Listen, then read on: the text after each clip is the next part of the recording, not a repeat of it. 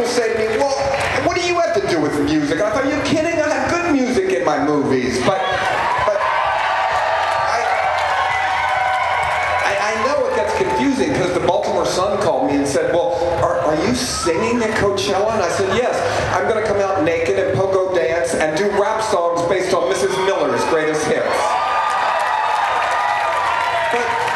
And then I thought, well, maybe I should have an opening act. Maybe there's a terrible band I know in Baltimore that does White Snake covers, and I would rechristen them Pathetica and have them come out. Or maybe a Nancy Spungen lookalike stripper would be good.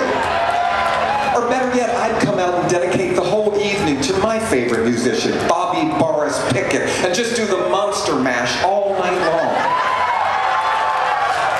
I'm telling you, you don't need Prozac. Just go listen to the Monster Mash and put on a pair of industrial box-sized Kleenex boxes as shoes and do the Monster Mash. You'll be in a good mood every day of your life, really.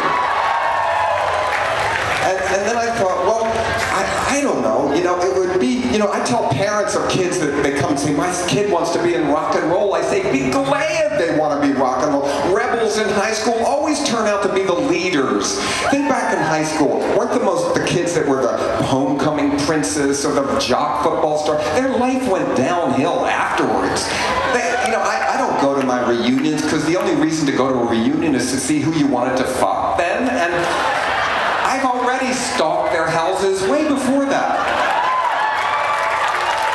And I looked up the one big jock in my high school in the yearbook 30 years later, and it said interests, and all he could write down was doing things around the house.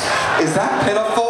So if you have a kid that's a rebel, be glad. Be glad your kid's a bad influence. I think every parent has to ask themselves the Sophie's Choice question. Wouldn't you rather your kid be a drug dealer than a drug addict?